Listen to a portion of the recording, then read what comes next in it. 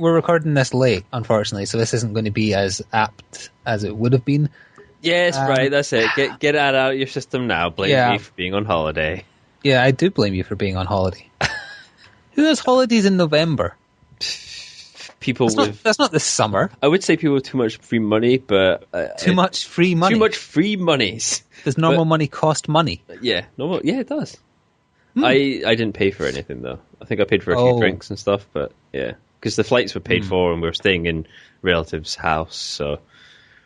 Now, that isn't what I wanted to talk about, but you've reminded me that over there they have... In fact, is it just over there or is it here also, where they don't just say under 18s can't gamble, they specifically point out that mentally handicapped people can't gamble. Because I find that bizarre. I think that's here as well. Well, what do you mean bizarre? What do you mean why? No, I get why they shouldn't. I just don't get why you individually point that out as well as under 18s.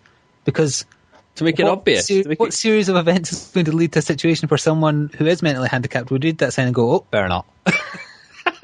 most of them... A better judgment takes over and goes, do you know what, maybe I shouldn't gamble. Most of them lack the cognitive functions to make a rational decision, which is why they can't gamble. It doesn't dictate specifically what handicap that you must have, though, because it could be anything. I mean, it could be somebody who's depressed. Gambling's a bad thing for someone who's depressed. Make it even worse. That's true. Oh, so you think it was a broader thing? I'm just trying to...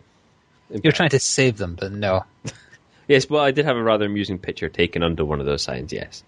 Of you looking perfectly normal. And anyone who happens to see that picture will know that is your normal face. And certainly not one meant to cause any offence. No, of course not. It won't be seeing the light of day. No. Now, the thing I wanted to bring up is while you were on holiday at the start of the month, or just before you left, in fact, I saw someone filling their front garden with tons and tons and tons of Christmas decorations on November 4th. Oh, dear. At 12 a.m. or just after 12 a.m. I noted the time. 12 a.m.? What difference does it make if you put your decorations up at 12 a.m. or 12 p.m.? Because the further away it is from the correct time to put up your decorations, which is 2 weeks before December 25th. Yeah. I was curious. That's fine. That's the absolute earliest you are allowed to do decorations. The earlier you are compared to that is how big a dick you are rationally. So by seeing it happen in the morning, that made it all the worse for you. Exactly. If it happened in the evening, he wouldn't have been as big a dick as they were at midday.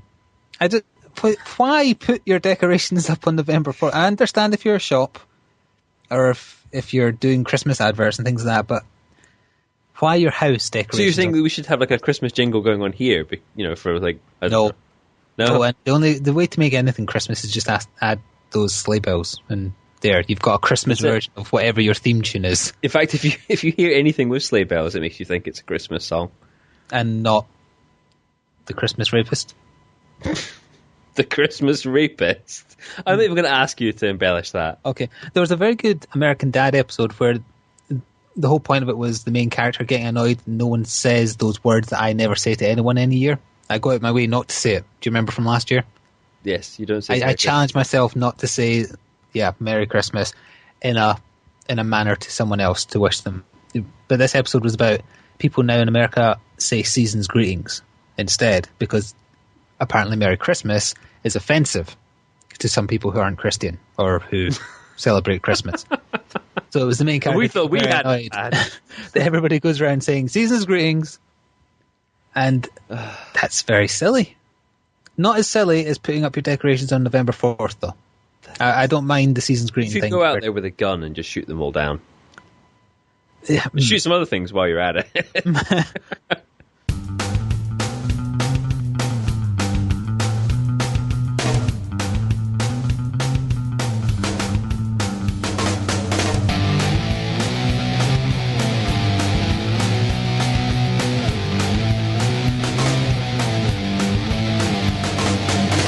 Hello and welcome to the Bringo Hurty Gaming Podcast. This is episode 39. It's in the run-up to Christmas, Flik's favourite time of the year. Oh, I hate Christmas. Nope, yes, we have... Nope, yes. Nope, yes. Nope, yes. Nope, yes. We have 1 month to go. Have you bought presents for anyone yet? Oh, yeah, it's a month tomorrow, yeah. No. Why am I not surprised? No, I have technically. I've given money to someone who's away shopping in Edinburgh today to get a present. So technically, By proxy. By proxy, I have done one present. That's the best way to do Christmas. Yeah, lazy online. Anyway, on the front page of YouTube, there's an advert for a new type of laptop by Lenovo or whatever. Oh yes, I see this thing. It's a fancy ass laptop you can do a bunch of stuff with, but none of them are practical or necessary in real life. One of them's like hanging it over a railing, and one of them's like she jumps over a truck and then lifts it up and looks at it. I don't usually jump over trucks, so I'm not really concerned whether or not my laptop can cope with that. I do. This sounds like the right sort of laptop for me. And then she's hanging from a building or something like that. What a stupid advert. Anyway, yes, sorry. Yes, we normally get together every 2 weeks and banter on about all sorts of shite, but because I was away out of the country, etc., buying houses and so on. I wasn't in Cuba. That would have buying many houses. High grade quality Cuban houses. Yep. I did bring some cigars back with me though. See? You're not supposed to admit the crime that I'm implying you did.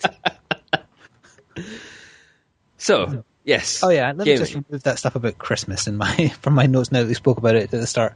I wrote it in my notes as Christmas is already here, fuck off.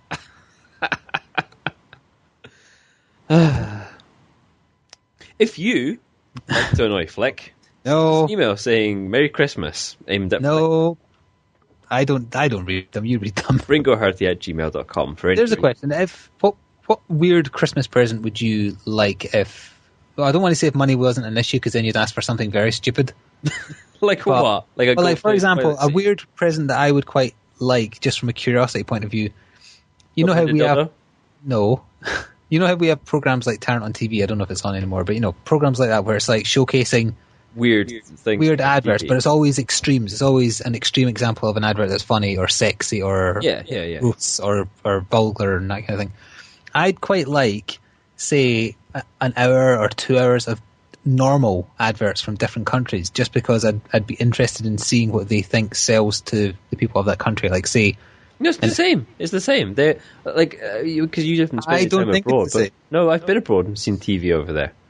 It's the same stuff. Just had a sex change and came. In some cases, it's the same advert, but with dub over it. Like we get some adverts where you can clearly tell, like the Kinder adverts. I know there is some bad ones, but I mean more like American adverts, which I have seen some of, or infomercials. I mean more so, or Japanese adverts. I would find it interesting because things are marketed differently to different countries. Sort of. I mean, I've seen ones in Egypt and Bulgaria and the Canaries and stuff, and they're just the same. Oh, no, the Canary one can't be. It's just a bunch of birds going... Yes. It's more that they... Let's not get into this, but it's more that they advertise different things. But I want to know! They advertise just, like, it's more... The best way I can explain the ones over in the Canaries and stuff, in fact, on the continent in general, it's just more fresh stuff. They're more interested in selling you things that don't seem to be bad for you. You don't really see as many like McDonald's adverts and all that sort of shit. It's more like, buy this particular brand of ham or like these yogurts and stuff. You see an awful lot of yogurt adverts and milk adverts and stuff when you're abroad. They like their dairy on the continent, that's for sure. Okay. Gaming podcast. I was just wanted that random aside. If anyone wants to get me a Christmas present, that's what I want. So... onto the actual gaming side of things, I think. Yeah, the usual stuff first. So, yes, the usual. So, what have we been playing for the last... it's been like a month, isn't it? Since has been quite a while, yeah. Shall I start in since you technically asked me the question? Exactly. I don't think we covered doing the TF2 Halloween thing last time. Is it wasn't it that we were going to do it but we couldn't get on or something like that? Because I have quite possibly in my list of stuff we've played since then TF2. Maybe I just didn't remove it last time. I don't remember. It's been too long. Professional. Well, either way, it was pretty much the same as it was the year before. Nothing particularly fancy or interesting. It was all right. It's all right. Fun for an evening, but yeah, TF2 has just a evening. We didn't do it any more than that. TF2 just in general has kind of waned a bit for a while, so leave it sitting there and then come back to it maybe a year down the line and have some more fun. Scratch the hat itch. Yeah, exactly. People still send me messages on Steam saying, "Oh, you've got this. Can I trade? Can I have?" See, that's the benefit of barely adding anyone. You don't get crap like that. You don't get messages to all friends on Xbox. And but the great thing is that it's always for something that like I have no like no idea concept of the value. Yeah. So people are saying like, oh yeah, I really want this, I really need that sort of thing. And I'm sitting there thinking, I just found this lying on the floor. If someone sent me a message saying, I really want that genuine, I don't know, name a TF2 weapon. Genuine Natasha. Not that anyone would want a genuine Natasha, or if it even exists, I don't know. But say someone sent me saying, I really need it, please will you trade me it for something? I would ask why they needed it. For what possible need? For what possible need would you desperately need a genuine Natasha? Medically need rather than just a regular Natasha. I don't know. I don't know. That's the part of TF2 I don't get. So we have been playing that. The only other thing I've been playing that we haven't both been playing is Halo 4. Oh, yes. Which you should be getting soon. Yeah. Me. And because of that, I can't really spoil too much. But I did joke a podcast or two ago that it'd just be the first one all over again, and I'm pretty right. That's not bad. Not necessarily a bad thing, no. It's the branch that Microsoft's made just to handle this new Halo trilogy played it very, very, very, very, very safe. Because I guess they didn't want to step on Bungie's toes or piss off Bungie diehard fans. Especially for the first one of the series. Especially for the first one. So yeah, it is very safe. But I still enjoyed playing it through. Probably more so once we're doing a co-op. Good. And the Spartan Ops mode, which is a rip-off of this Spec Ops mode from Modern Warfare 2. Yeah. It's alright. It's a new episode's being released every week for free, and it's 5 missions in each episode. The first 2, they're all very much just like, they're just gauntlets. Kill enemies from here, A to B, and then you've done the mission. Right. But it's because it's meant for 4 folk, so it's just supposed to be a challenge, I think. The first episode was okay, then the second episode was just the same stages as the first episode, but in reverse. Huh. So I wasn't too keen on that. That was a bit lazy. The third episode mixed things up. It used maps from the multiplayer. Interesting. And each one comes with quite a long, say, 3 to 5 minute cutscene with very high standard. It's a better take, I suppose, on doing Horde mode. Horde mode gets a little which bit is absent from it. Of sit and camp in a certain area and try to find the best place to camp, etc. Yeah, so I haven't tried the multiplayer yet because I'm waiting until you get it as well, because that will hopefully make it appear better. The experience a little bit less painful for you. We didn't spend that long with Reach's multiplayer, but I do remember us playing it a little bit. Yeah, we did play a little bit. We played the campaign pretty solidly, but... Yes, yeah. Yeah. Some modes were better than others. As in most I'm things. On the fence. You're on the fence. Obviously, you have to be, because you've not played it yet. So, but either way, so yeah, we've got that to try possibly by the next time we do a podcast. We'll be able to talk a bit more about it. Yeah. So that leaves just the things we've both been playing. Should I do something that we haven't both been playing? You cover Assassin's Creed 3, because then you can cover as much of the story mode that you've seen, rather than me accidentally spoiling anything from it. I haven't played very much of the campaign for Assassin's Creed 3. I get the general plot line. I'm at the point where I think things are about to change, but all in all, so far the story is nice. I like the character you start off as, Haytham. Knowing that I'm going to change to someone else. Knowing that I'm not going to get to play as him for the rest of the game is going to annoy the fuck out of me. Mm.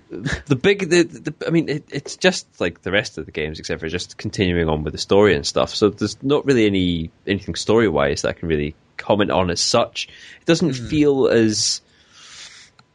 I think Ezio as a character in his setting and stuff was quite a strong setting. It worked quite well. Yeah, you hit on something important there. I think the reason you like Haytham is for the same reason lots of people like Ezio, and that's because he has charisma. He has a character. It can be a character you like or don't like, but the fact that he has charisma. Yeah, kind of. He's a bit more likable than Handsome Jack. Talking about dicks. Yes, Handsome Jack is talking about dicks. Yes. Yeah, because some people didn't like that it was a bit of a slow start as Haytham when you first get into playing Assassin's Creed. I mean, you're playing as him for about the first few hours at least. Yeah. So some people weren't that happy that you weren't playing as the guy on the box. What I really don't like about the game is they decided to change some of the controls. Yes, very annoying, and they're very bad changes. The vast majority of the controls are still the same, like running and jumping and climbing and all that sort of stuff. Free running. But then they changed the combat entirely. and I don't like that at all. Yeah, I do not like the combat at all. It's been ridiculously streamlined. They've changed the buttons from the original buttons that you used to use for doing various things in combat. Yes. The first one I got into, I thought, this will be fine. I know the buttons for doing this. And nothing was working. And I was like, what the foo? And I actually looked on the side of the screen. It was like, press A to do this and B to do that. I was like, what the foo? What's going on? Why change what wasn't necessary? Exactly. The combat used to be really good. And now it's just broken. And now they might have been faced with the difficulty that Ezio was too much of a badass, as I've said when I was speaking about the other games. It was too easy to kick ass as Ezio, and they had to make it harder, especially since, well, no, technically not for Haytham, but for Connor, he's a beginner. He shouldn't be as big a badass as Ezio. But that doesn't excuse the combat not flowing as well as it did. No, I don't like it. And I'm also not too keen on the introduction of guns. But that's history, isn't it? Yeah, fucking guns. Well, to be fair, Haytham and Connor don't really use guns very much. It was very late in the game that I found out you could do gun and rope counters, because the game never told me I could do it. I read it online by accident. So there you go, people. If when you counter a blow, instead of either disarming or attacking the person, if you've equipped with a counterable weapon, use that weapon button. See, even I can't describe it very Struggling easily. with words. That's why the game probably didn't. However, the multiplayer is back. Oh, do you want to carry on with I wanted to moan a couple of things about the single player. The two things that annoy me about Connor. No, three things. One, he isn't an assassin. He plays like he's a warrior, like he is a Native American out for vengeance. He plays like a rebel. He is not an assassin. No way, shape, or form. Yeah. Two, his voice actor can't act. He has no emotion. I think they concentrated on finding someone who could speak authentic Native American more so than someone who could act. And the third thing technically isn't Connor, but when you play as Desmond, he has Connor's move set, and that's very, very lazy. He should have Ezio's. The whole point of him going into Ezio's memories was apparently because he was to learn to fight like a master assassin. Yeah, exactly. And yet in this game he fights like Connor and moves like Connor. That's silly. To such the point, like, I like that the hidden blades in this one, they actually turn into daggers. Yeah. I like that. The problem is, when you're moving around as Desmond, when he does have a hidden blade on, he only has the one, but he has a combat style where he has two, and a knife will come out of his wrist and appear in his hand. And it was just so lazy and very tacky. It's such a little thing, but it kind of it spirals out of control a bit. Yeah. And I won't go into detail why, but Desmond's ending was crap. Connor's was okay. Oh, I do have information on the DLC, though, before we go to multiplayer. Okay. There's a total of 5 DLC packs. Oof. 2 of them are multiplayer, so that's maps and characters. Yeah. The other 3 are episodic, doing an alternative version of history where George Washington gets obsessed with power and declares himself King of America. Okay. Yeah, so I don't know whether it sounds interesting. Could be. It does sound interesting. Could be fun. I like that they've done that. George Washington, he just goes mental. He declares himself king, kicks the British out of America, and then rules it as if he was British. Yes, at least it makes the Americans the bad guys, because for most of the game it's the British. That's true. Or Scottish, as the case tends to be. Scottish. Although they're not the really bad ones. They're like the foot soldier. Yeah, they're the ones beating people up while wearing kilts.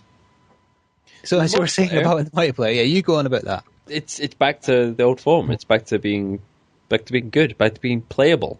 Mm-hmm. I agree. I don't like contested from Revelation. Like I said, the very first thing within the very first match was the very first match we all played together. Contested kills seem to happen far too often. It's too easy to do them. Yes, it's technically too easy to do contested stuns as well, as in get your attacker and ruin them.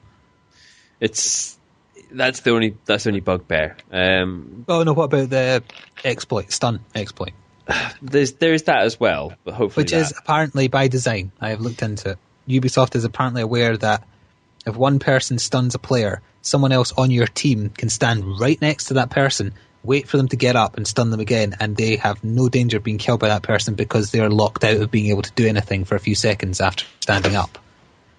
You just hope that you've got a teammate nearby to kill them before it happens. But you've got hope that you have teammates as long as you outnumber the number of stunners, because if they outnumber you, you're just feeding them more points. They can just keep on switching between you. and we ran into a group of, well, I guess they're the equivalent of clanners, aren't they? They were all together. They were all really high prestige. We still beat them, but it was absolutely no fun playing against them. That can be the case that this was the same in all of them, that if you were doing particularly well in the first round, the second round became almost, because you did too well the first time round, that people just gave up and they weren't interested in playing it properly.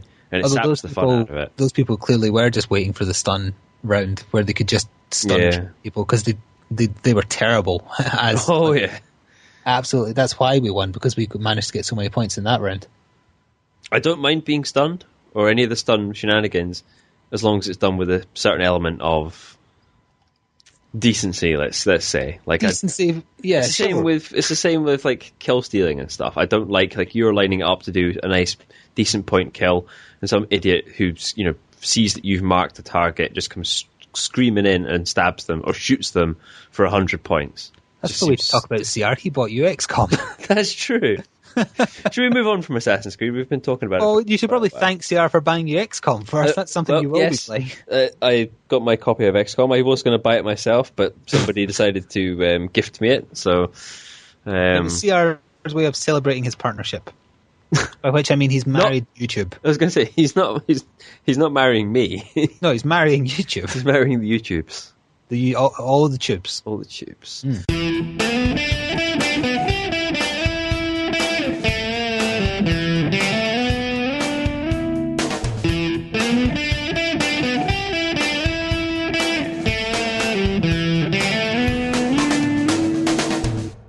So, something else that you've not been playing that I've been playing is Rocksmith.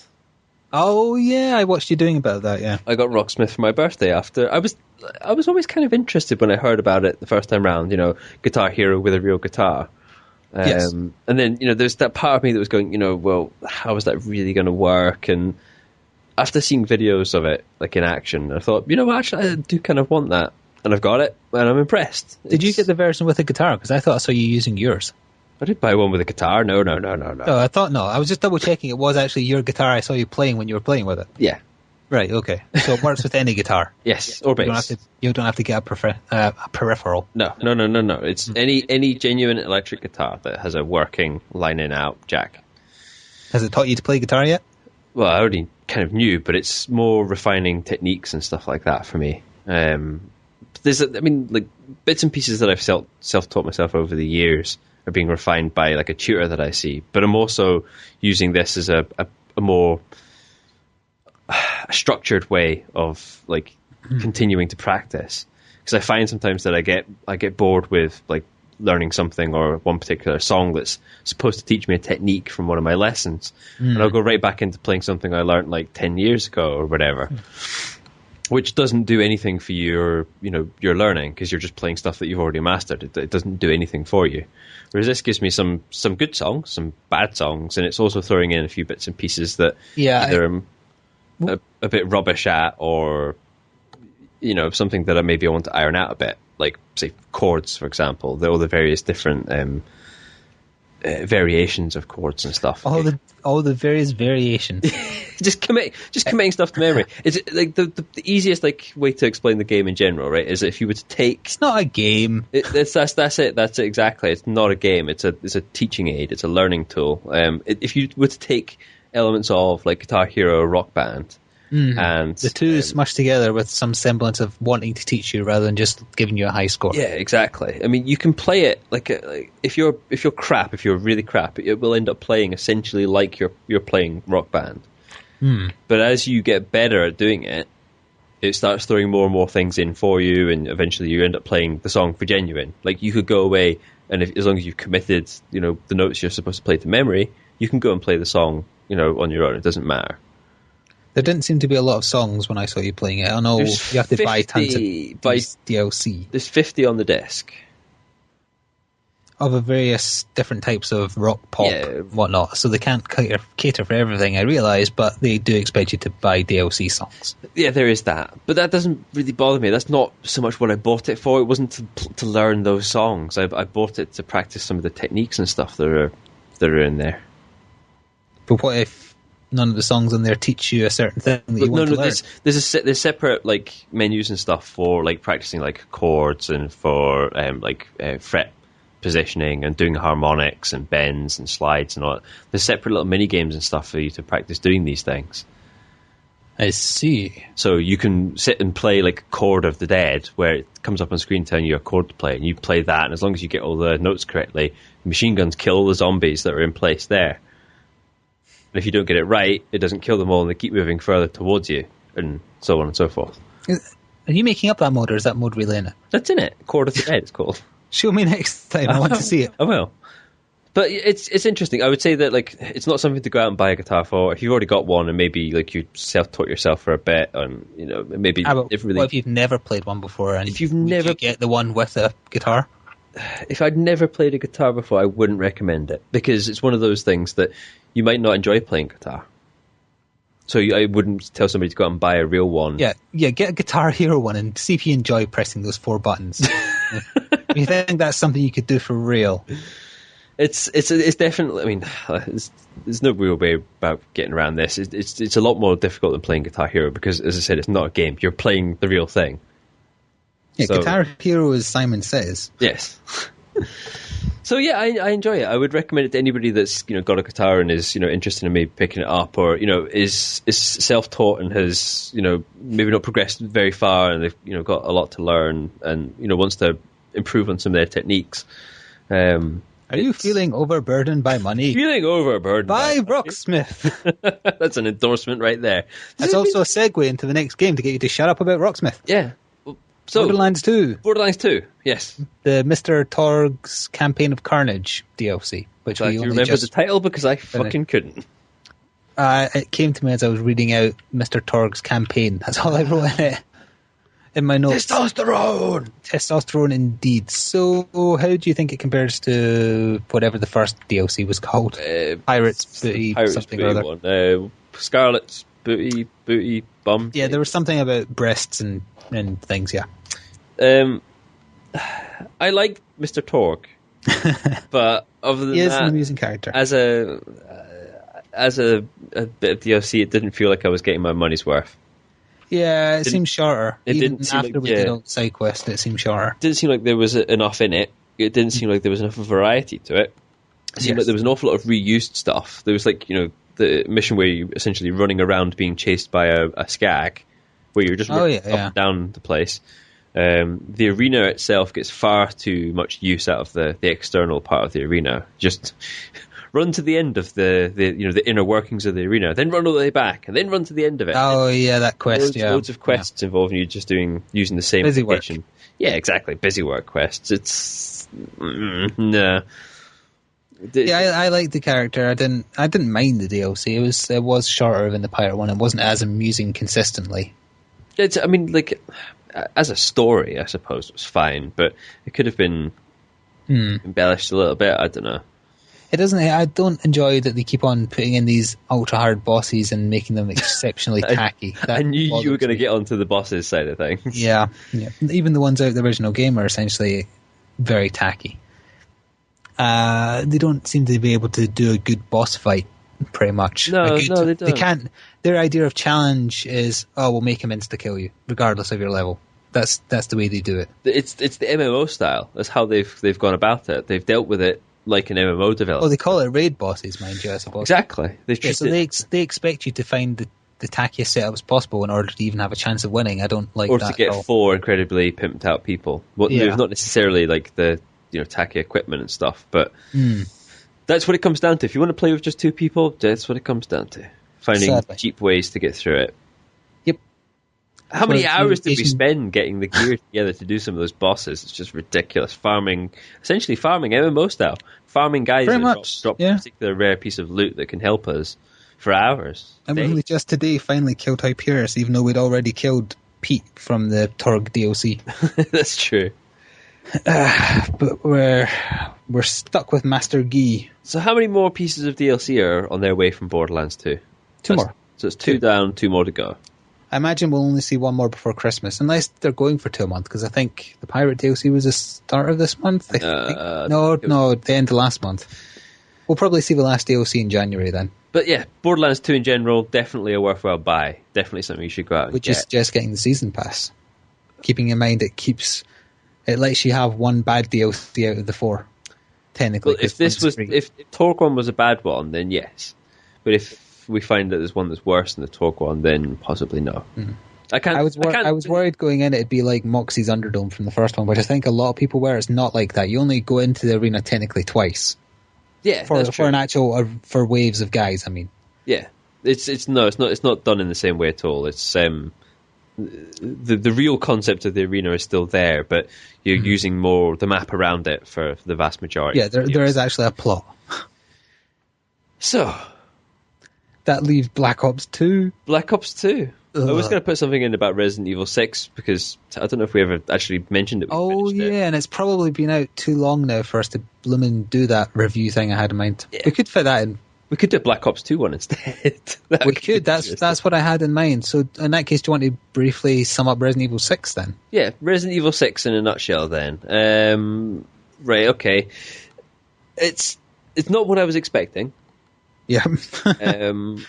It's... Oof. Yeah.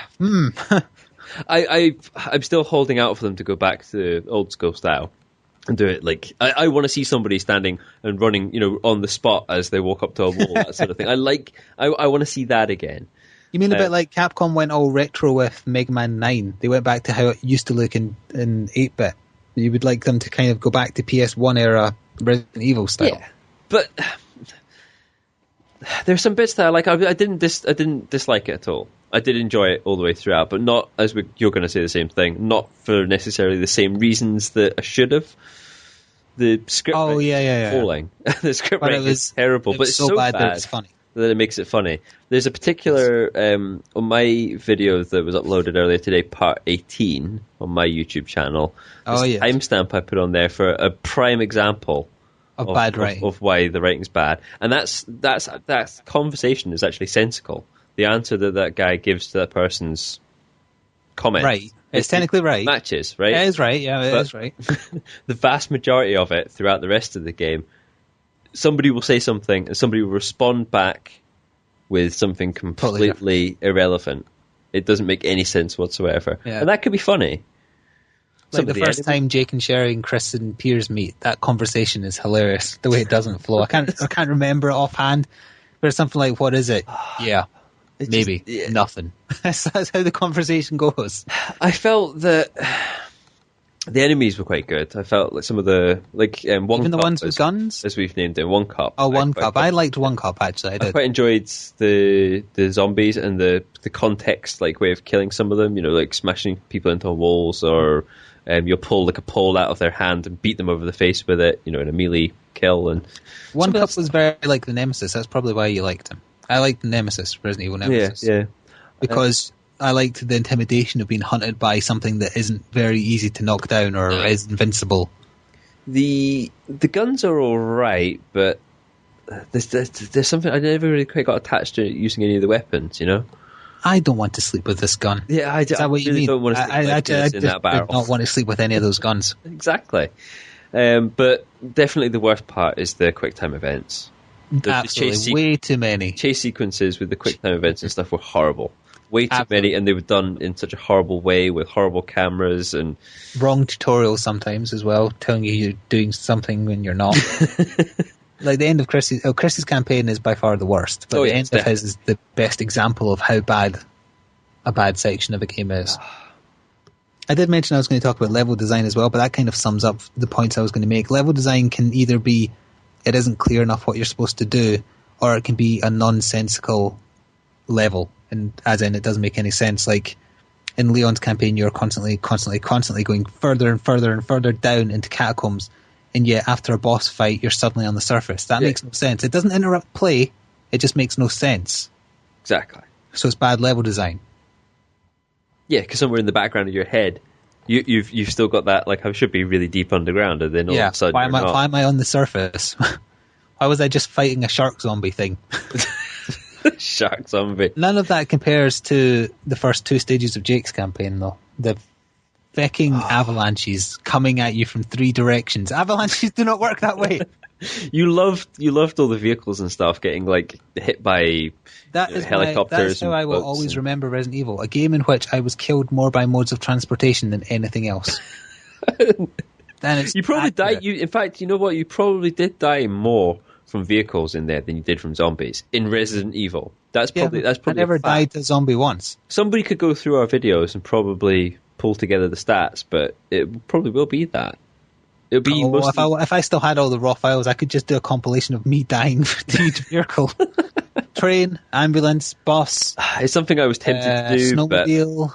But I think I had a death counter running for the first couple. Helicopter. I'm still listing things. Airplane, fighter jet.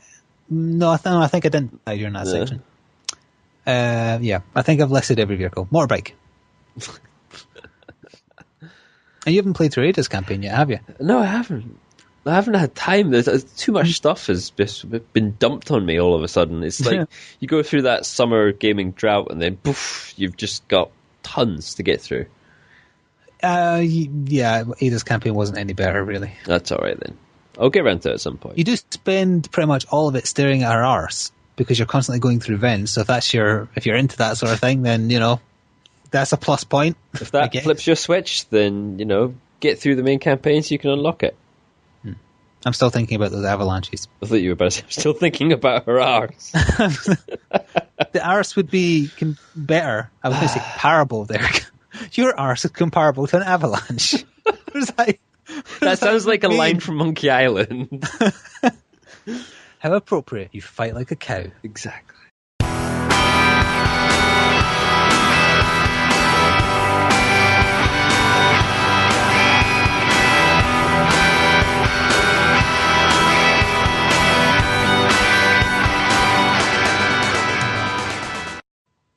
I'm still thinking the avalanches. Change the subject quickly. Okay, Black Ops 2. I think this is the last thing on my games played list.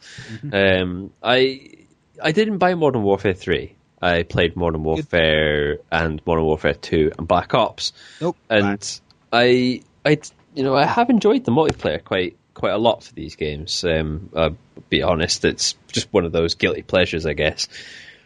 So I was hoping masturbating in public. Don't tell people about that. I might get a record. You were fine with me telling them about the smuggling thing you did. That's fine.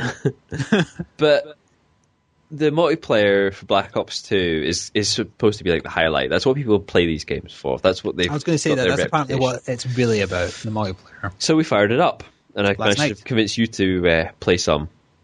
Yeah, it's counting as your birthday present and Christmas present from me for the next 2 to 5 years. If you say so. Yes. And I was wholly unimpressed. Good. I was also wholly unimpressed. I went in with low expectations and somehow managed to have them lower. I went in as being a fan of the series. And well, as a fan of the series, it's probably better you explain to people, because rather than hearing a person who was cynical about it to start with. So you came in, you liked it in the first Black Ops, which I never played. So why is this one different? In previous versions of the Call of Duty games, whenever you've been playing, in fact, one of the key things for playing any shooting game that requires any sort of teamwork or tactics, you've got to make some sort of difference between deathmatch and like team deathmatch, and then from team deathmatch onto anything that has an objective. Yeah, it's like you want to play an objective-based map. You want to make sure that it revolves around fighting over the objectives. You don't want it to play just like deathmatch. A bit like Team Fortress 2 is technically about capturing objectives, although there is also just a team deathmatch mode in there that no one ever plays because objectives is better. Exactly. Exactly that. And the problem is this game is full of objective-based missions you can do, and yet because of, and I'm basically going to pin the entire fault of the multiplayer on this onto respawn locations. That's the problem. I would throw in small stages, but the stages, respawning is bad. Stages do genuinely feel about 50% smaller to me. I don't know if that's rose-tinted specs, but they definitely feel smaller, but the respawning is what cripples it.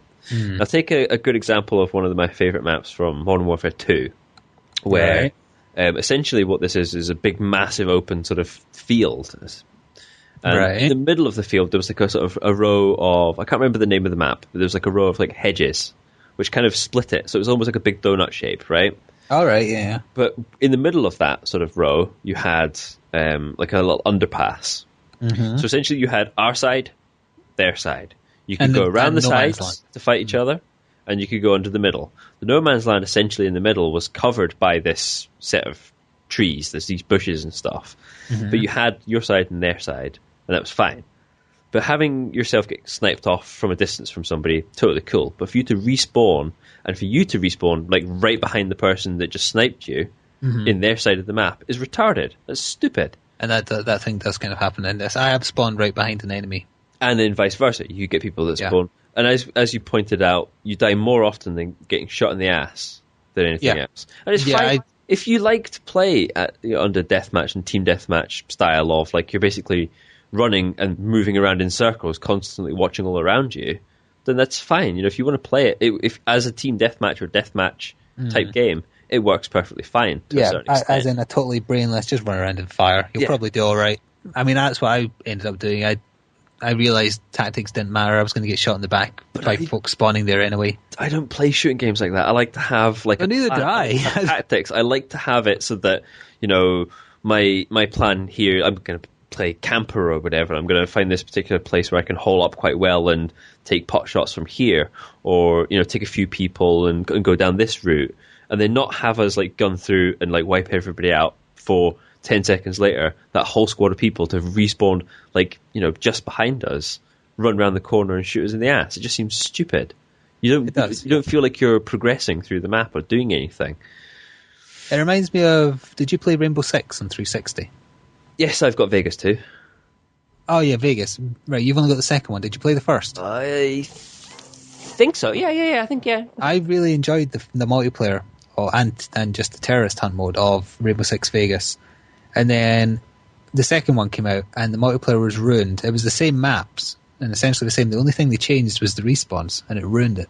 And I think this might be an example of the same thing happening. I can actually see I've still got Vegas 2 sitting up in my stack of games. Yeah, I didn't play that nearly as much as the first, just because they randomized. I don't want to call it randomized, but they changed the respawns so that things did not work compared to how it used to be. Especially in a game like that, something where tactics should be an option. Also, I would throw in for Black Ops 2 problems other than getting shot in the back. Weapons are overpowered, all of them. I mean, you kill too quickly. That's progressively become part of their thing, and I suppose that ties in with the way that they've developed all the maps and the game types almost as deathmatch. It's supposed to be you either kill or get killed very quickly, so it puts the adrenaline up. It puts the pace up of the game. I bet it's done that on purpose. Ugh. The other problem I notice is a bit of lapse in judgment in that, or logic rather. They've made it so you don't just get kill streaks from killing now. You get it from doing objectives. I actually approve of that. Right, but my point is all the objectives involve killing.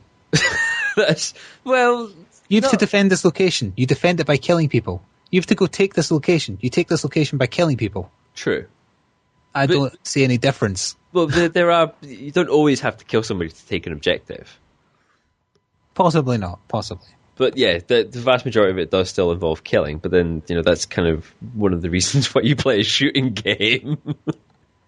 It could be like, you could be doing subterfuge. Go capture this flag. Oh no, there is a capture the flag. We haven't tried that one yet, so maybe that.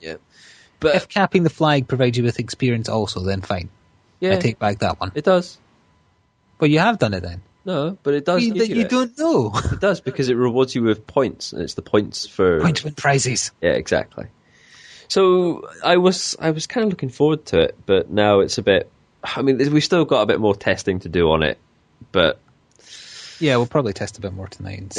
It's definitely, it'll probably be up there at the top of the disappointment list for doing the list at the end of the year. What about the zombie mode? We tried that briefly as well. Zombie mode's all right. It's a bit of fun. There seems to be a bit more to it that we're not understanding yet. The last game we played, we got murdered in a tunnel by some sort of gremlins, which I didn't expect. Go figure. Go figure.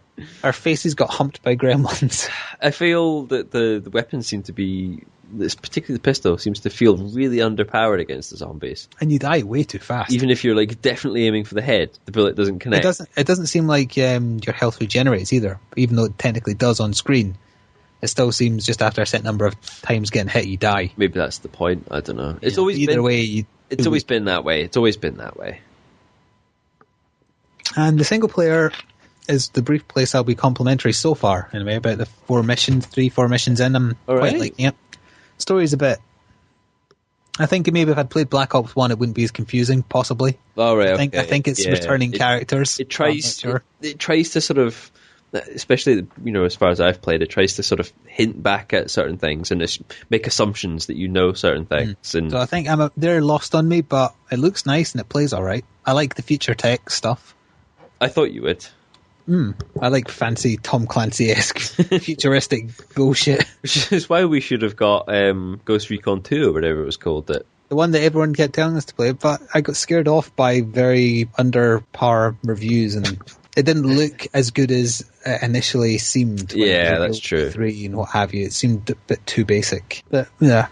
So, are you enjoying the single player so far? Yeah, I quite am. I prefer the sort of the now setting. I don't really like stuff too far in the future with all these. So you're pretty screwed in this one then, because it's either 2025 or the 80s.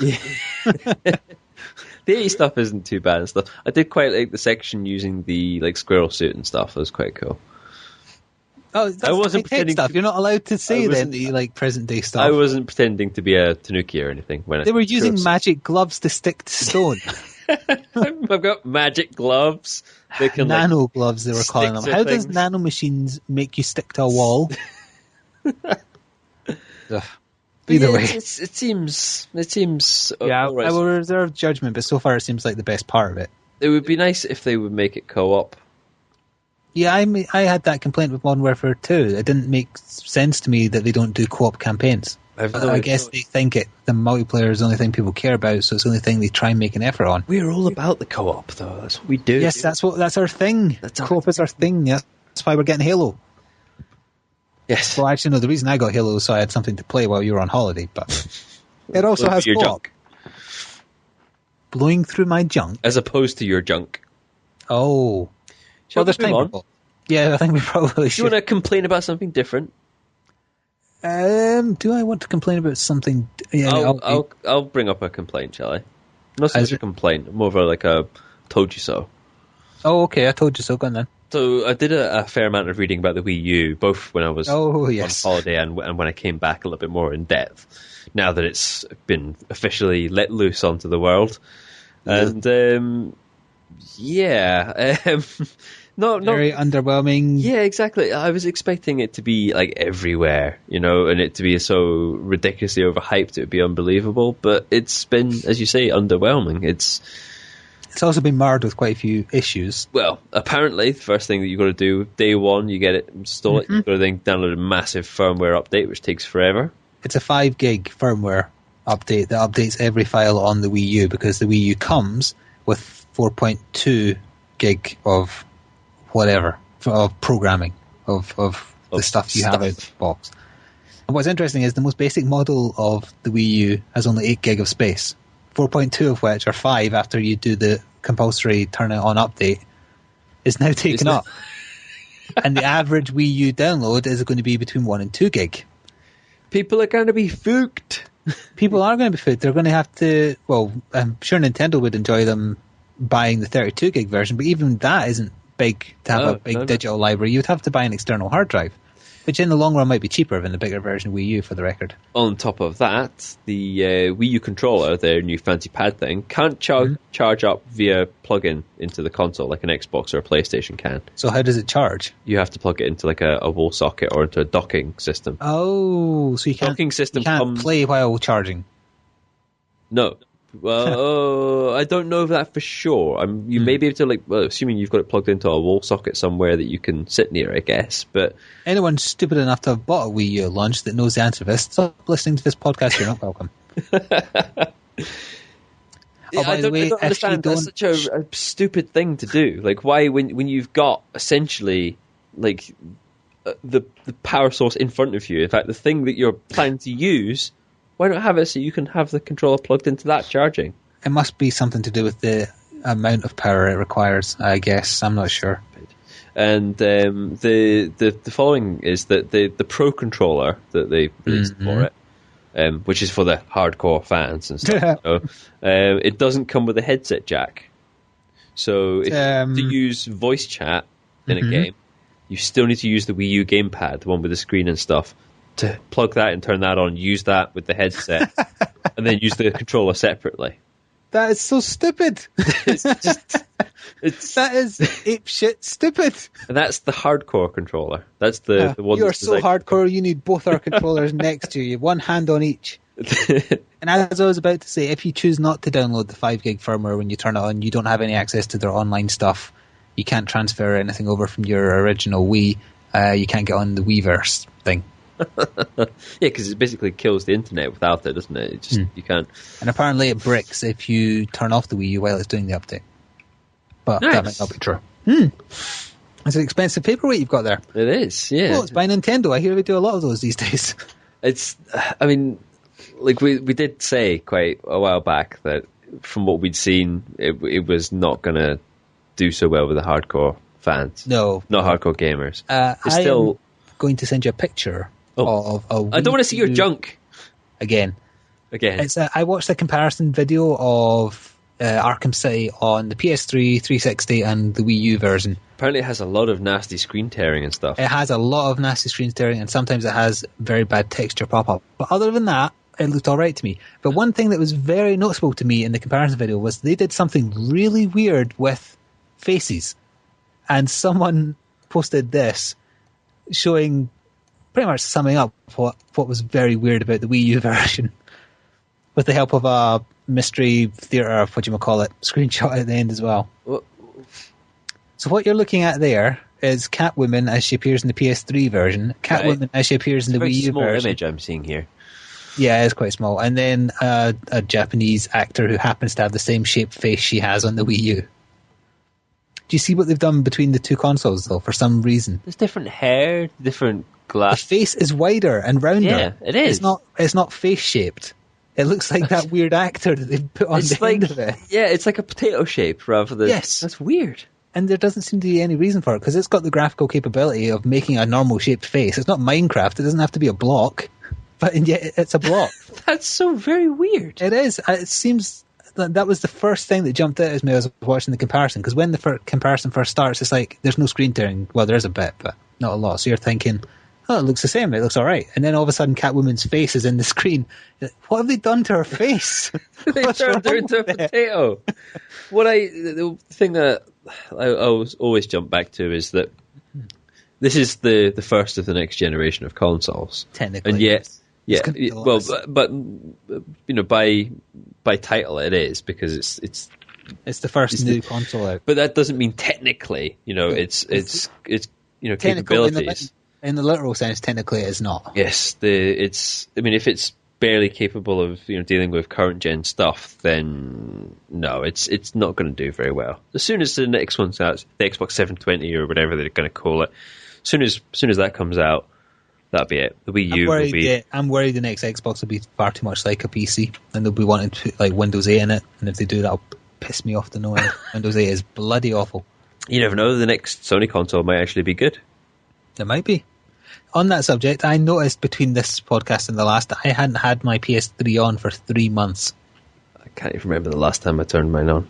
Yeah, I turned it on and signed in just to say I'm still alive. Yeah. I had a lot of timed out friend requests. What was the last thing that I played on the PS3? The last thing we played on the PS3 was... Let me check my PS3. You forced me to buy some... Oh, it'll be Raccoon City Operations. Operation Raccoon City! God damn it. That must be it. That wasn't my fault. That was because my review copy was on PS3. That must have been the last thing. That was. That's why. Jesus. Yeah, so... I mean, technically, there's games we have played that we could have also gotten. That isn't Black Ops on PS3. Yeah, though there's Borderlands. Resident Evil is, Borderlands is. Assassin's Creed. No, Assassin's Creed is, technically. The reason why, and we've gone over this before, is that the networking just seems to work worse on the PlayStation. Yeah, even if Xbox technically might have the worst player base of the two. Yeah, but we don't have to put up with it, because we use Skype. Mm-hmm. As everyone may have to assume, because they're doing away with MSN.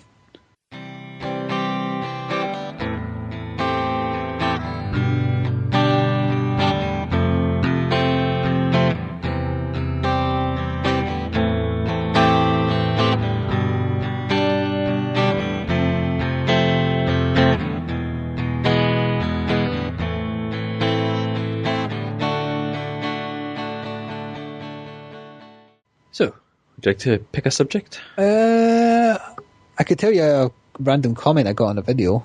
Okay. Not a bad one this time, just a random one. All right, okay. Someone says that I sound like the guy who used to do Saturday mornings on Moray Firth radio. And then he added, not that most folks would have heard of that. Okay. Anyone who knows the guy who used to do Saturday mornings in Moray Firth, please let me know whether or not they sound like me.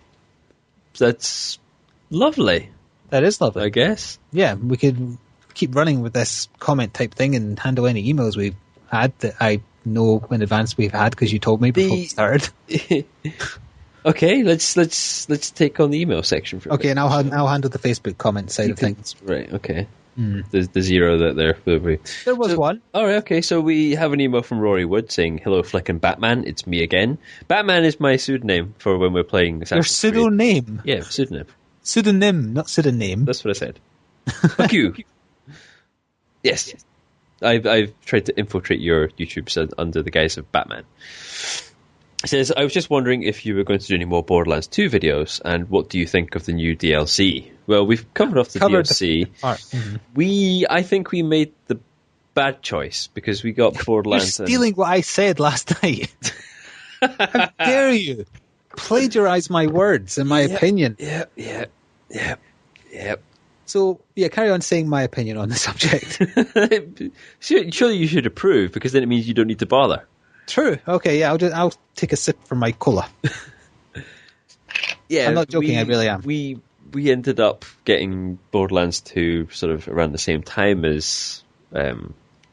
slightly before, but close enough that it was an issue to Resident Evil 6. Yeah, and we should have done the Borderlands videos instead. I think that would have been a better idea. Well, no one seems interested in Resident Evil 6 because it's not very good. No, whereas Borderlands 2 is good. It didn't really get an awful lot of publicity in terms of it being out there on all the gaming sites and stuff. And yeah, it's interesting. Interesting that we made that. We probably should have, but I don't think we can now because we're using overpowered setups, so we're just kind of cutting through DLC, so we can't even do a DLC playthrough. Really? No, you wouldn't really get to appreciate things. It wouldn't accurately represent how hard or difficult or easy or challenging it is if we're using broken setups because we had to get ourselves out to kill all the hard bosses. So unless they add something worth doing, like a very story-focused one, I don't know what else there would be to do, really. It's hard to judge, but I think it might that ship might have sailed. I did upload a 20-second video of me killing the last boss in under 2 seconds. I was interested in that. So that gives you a good idea of how broken our current setups are. Although the console versions are pre-nerf, so that will change once we get the nerf the PC users have had. The next part of it goes, now for the anime part. Flik, what do you think about the big reveal about who Toby really is in Naruto? I guessed it quite a while back, but I figured I was wrong because there would have been a very large plot hole. It turns out I was right, and a very convenient excuse was made why the thing that would have been a plot hole isn't. I can't really go into detail, I guess. Can I not go into detail? But I might want to get around to... Okay, I'll be very vague. I'll use the name Toby then. There was a point in the past where Toby fought Naruto's father, and that made no sense given who Toby really was, but an excuse was provided by why that was possible. All a bit mad. Yeah. It did make sense. It wasn't. I'm calling it an excuse. It wasn't like a hastily filled bad plot line. It made sense. It was just very convenient. And I just realised I didn't have in my list at the start that I'd played the last episode of The Walking Dead. Oh. The thing that reminded me was the convenient thing, reminded me of conveniently bad things happen in The Walking Dead. It's too late to go back now, I suppose. Noodles might bring it up, in fact, and I know he sent an email because that's the one you told me about. It's almost like you've read the email already. Yes! So... Was that the end? Noodles McMuffin. Thank you for your email, Rory. Yes, thank you. I'm being polite. You weren't. You were just... Yeah, that's the anime shit out of the way. Let's just move on. I've got no manners. So, Walking Dead is over, and, well, what an ending it was. I'm hoping that the one of you who will have actually played it will agree with me on that. I think that it was definitely a great purchase, and possibly one of the better games of this year. One thing is a bit off, however. It's going to be at least a whole year until Season 2 comes around. So the real question is, did it pluck on the heartstrings of that cynical, empty husk known as Flik, or did it just leave him feeling happy at the misfortune of others? Wow, getting dumped turned Noodles into a dick. Well, he burned you good. I think that's a fair reaction. I saw the ending coming quite a ways away. My editor guessed it to the exact way it happened as well. All right, okay. That doesn't mean it wasn't bad. I liked it. I just saw it coming. Wow, what can I say that isn't spoilerific? I am looking forward to the next one. The reason it's probably going to be at least a year is because they didn't realize how popular it would be, and it's been Telltale Games' most popular game series they've done ever. So that's no surprise. And it's very worth it. In the autumn sale in Steam, it's been down to a tenner for all 5 episodes, which is a steal. If you didn't get it, it'll probably be in the Christmas sale on one day or another, so wait out for that. It's well worth playing. I've played through the first 2 chapters. Yeah. Unfortunately, it's the third one where things really get turned on their head. The third one is by far the best episode. I've been really enjoying it, and it's just that I just haven't had the time. I really haven't had the time, or at points where I have had like enough time to get through it, I haven't had the cash. Like I'd spent it on everything else. So, and sure enough, each episode has been 2 hours long. So and it's I've said it before, but it's one of those things that, you know, with my situation and circumstances, I can, you know, have it being played on the big telly, and you know, Vicky can sit and, you know, watch me. Yeah, she enjoyed it as well, or is enjoying it. Yeah, and she makes some of the decisions as well. We sort of I wouldn't say necessarily it's a joint decision, but in some cases, you know, I'll pick whatever she says to go with and stuff, and not bear the wrath of killing poor blue elephant things. I was just going to bring that up. Yeah, you don't argue over it like the blue elephant she murdered. Did she just mention them there? No. I think I thought I heard somebody knocking on the door there, but I don't think I did. It was just me making doing a podcast in there. We're busy. Fuck off! I'm doing a podcast. I'm writing the review for the last episode for Critical Gamer, so people can wait and read that, where I will be slightly spoilerific about it. What I'm curious about is, at the end of the last episode, I remember mentioning it told you all the possibilities of who could be there with you for the last episode. I imagine it will be a very short episode if you somehow manage to fuck everything up and you were the only guy standing there at the end to do the last thing. I like that it shows you at the end of the chapter, like the decisions that you made, the key decisions that you made, I suppose. Mm-hmm. And those were glitched. And the percentage of people that made the same decisions.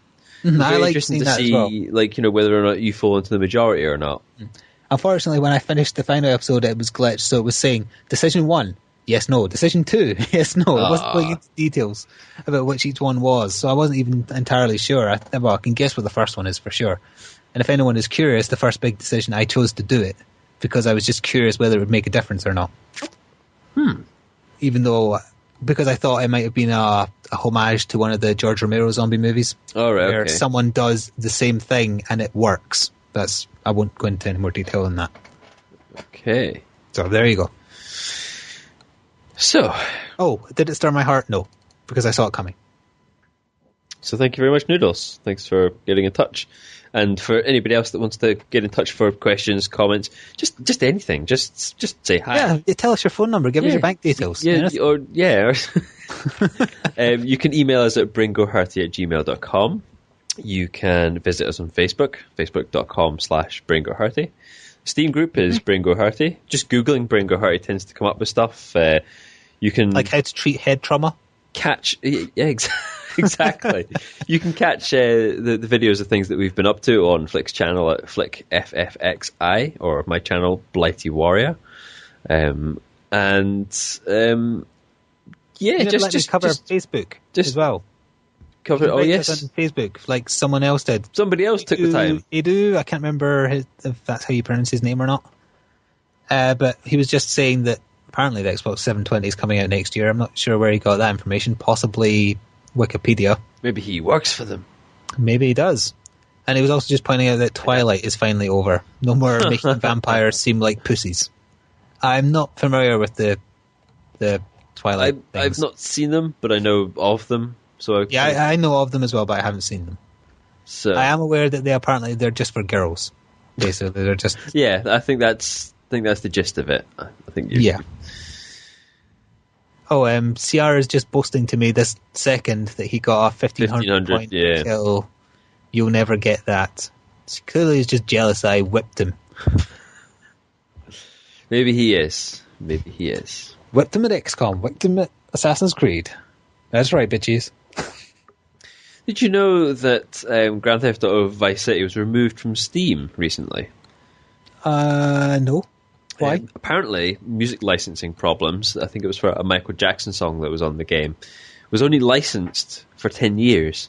Oh. It wasn't really an issue for making the game, for the Xbox or whatever, and punching out, more copies of those for 10 years, because obviously they didn't think back then that it would be as popular as it has been. Yeah. But because it's still being sold on Steam for PC users and stuff, they've had to remove it and then remove the song and then put it back up. I assume so. I think that's probably what's happened. It may have already gone back up. I'm not sure. I do remember a Michael Jackson song being in it, but I found I thought this it's a mild irritant, I suppose, for somebody wanting to download it at the moment, or maybe if it comes back up, you end up a patch for your version and it removes the song. And then that got me thinking, what happens in future where potentially where they decide all games are going to be digital? I mean, will it mean that you'll get continual updates to your game more so than you maybe want? That you don't have an option not to, because say you need to have an always on connection in order to access your game. Will it mean that they'll permanently decide to alter the game at will, I guess? Oof, I really hope not. Sometimes for the better, fixing patches and bugs and stuff. Before we had consoles and stuff connected to the internet and there was a bug in a game that could, cripple something. Now they patch it after a few weeks, months, years down the line. But in this case, you could make something worse. What if it affects the lifespan of the games? Grand Theft Auto's example, the soundtrack is something that's always been quite iconic with all the Grand Theft Auto games. What happens if 2 years down the line they then find out that there's a problem with it, or they want to change songs? What if they decided for the first 6 months or whatever we'll have this set of tracks, or what if they could jig it so that new stuff coming on the radio, now new songs being released could be imported into the game and being advertised as in excess. I'm not sure if that's a good thing or a bad thing. That's what I'm saying. I'm not saying that this is something that I want. I just started thinking, well, what if this shit starts to happen? Well, somebody out there is thinking about doing this. Somebody's already thinking about how to go about putting as much advertising and making money for these various things already. Somebody's bound to be sitting there working out the best way for them to implement it.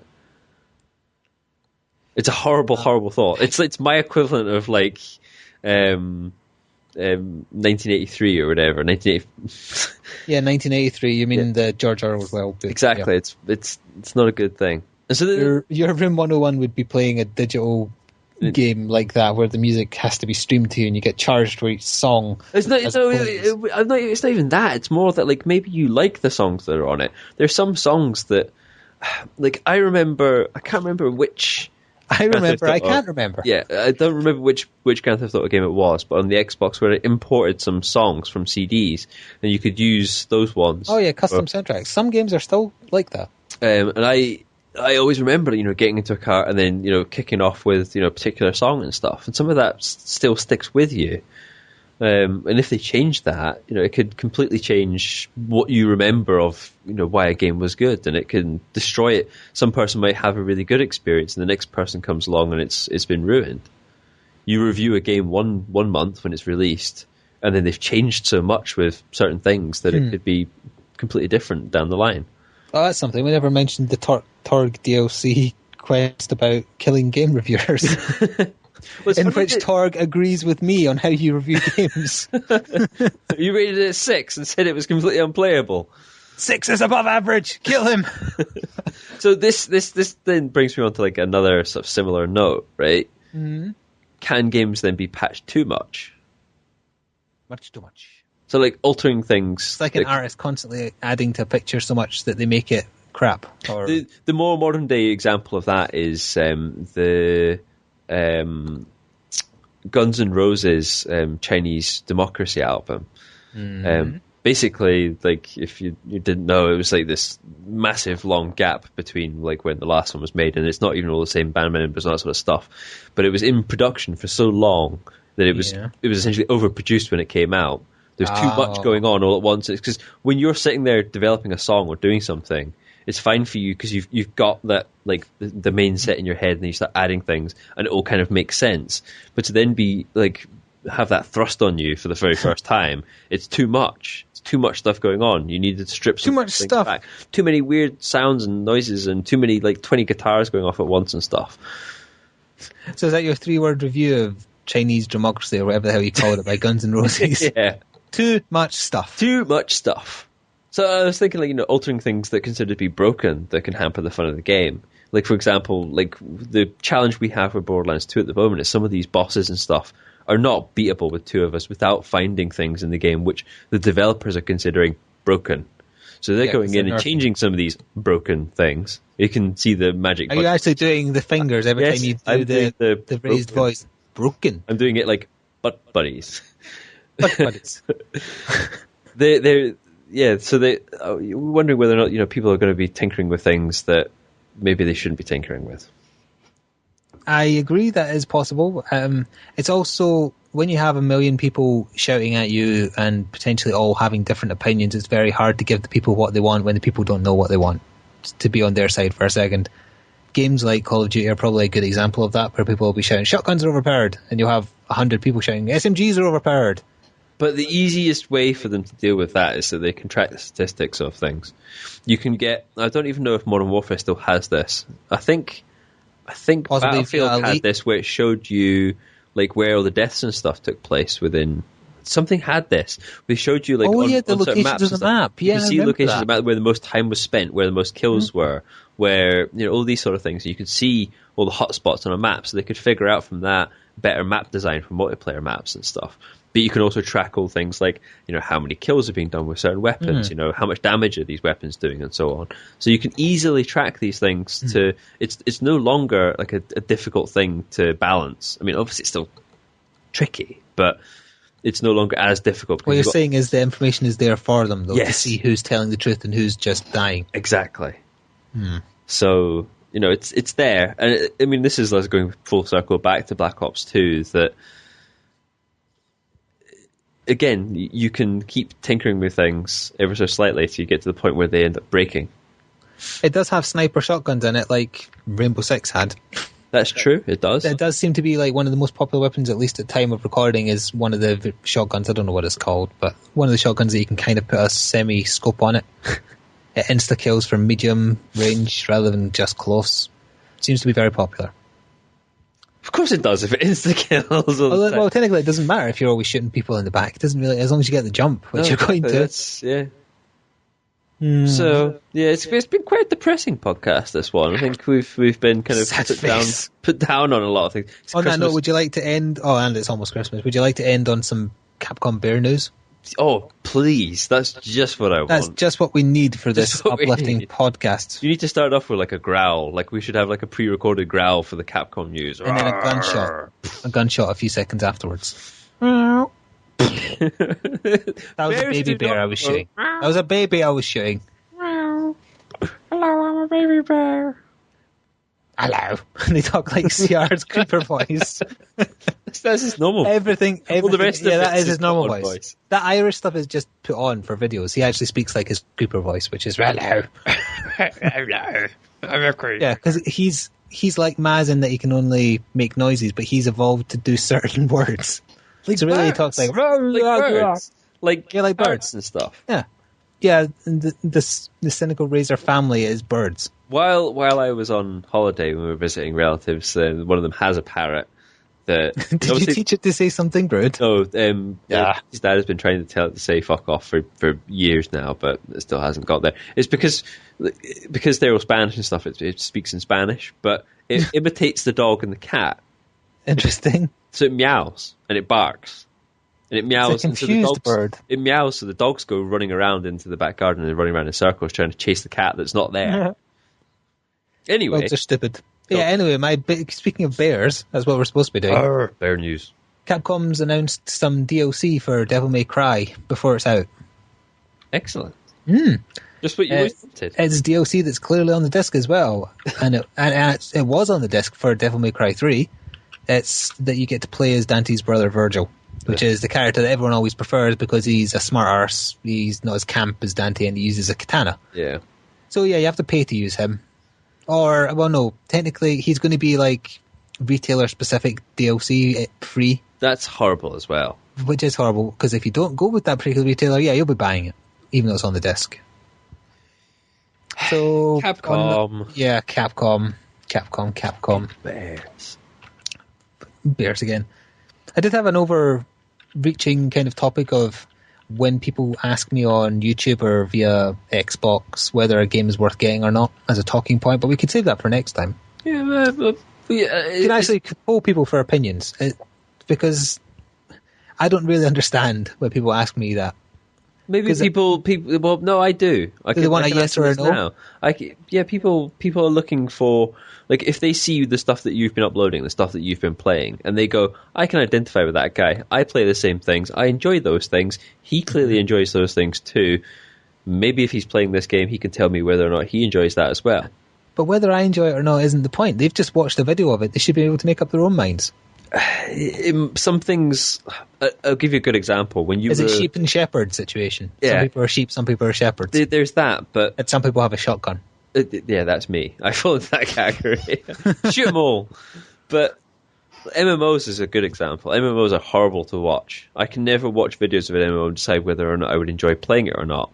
And I watched plenty of videos trying to figure out whether or not I would actually bother with Guild Wars 2. And I decided not to in the long run. From the videos, just didn't highlight to me anything that made me want to play the game.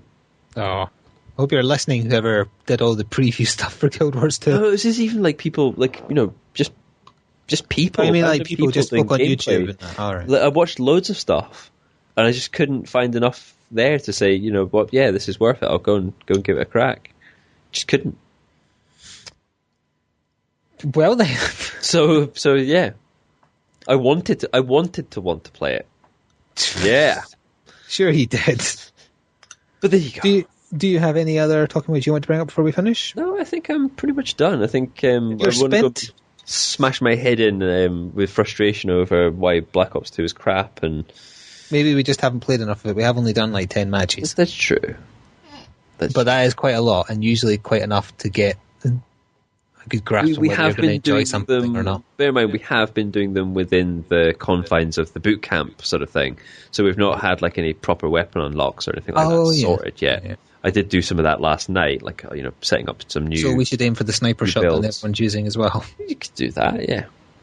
I want to actually be able to use a sniper rifle. That's my big bugbear. Yeah, but the stages being so small and all of them enclosed, it's not really. No, you're lucky to get one kill with it, and then you've got to like run around with your dual SMGs or whatever and hope. How many maps are there in it anyway? Because we've played on 4. No, we've maybe played on like 6. The boat. We played on the boat. The house, the big resort thing. Yep.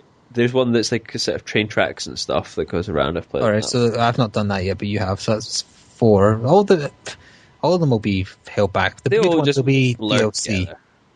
They just blend in together. Well, I like the house one. I like the layout of it. It reminds me of a Rainbow Six one. That's why I kind of started making the links back to that. The Rainbow Six one set in a house with a big garage and pool. Oh yes, that was one of my favourite stages. They got ruined by the spawn changes. So yeah, this has been a hate on Black 2. Black 2? Hate on Black 2. Hate on Black 2.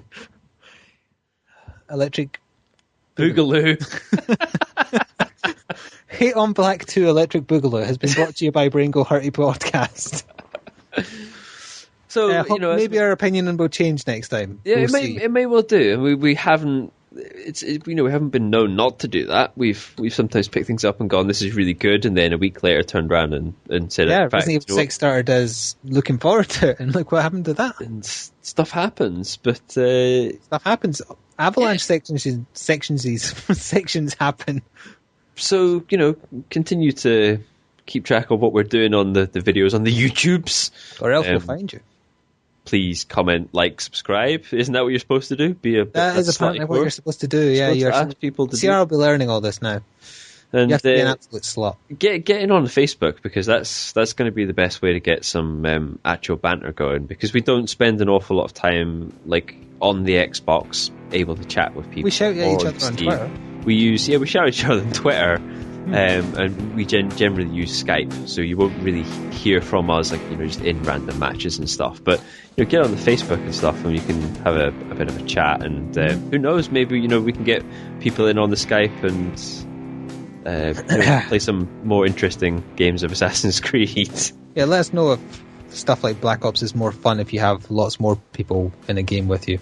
If it cuts down on the carnage of just running and gunning and getting shot in the back. Again, it might be better, when you take off like the HUD and all that sort of stuff, where it goes down to hardcore mode. That might be more interesting. Who knows? We'll see. You know how nobody ever listens to the end of these? Yeah. Anyone who listens to me saying this, point out that you have, and CR will buy you a copy of XCOM. It's the rules. I've said he'll do it, so now he has to do it.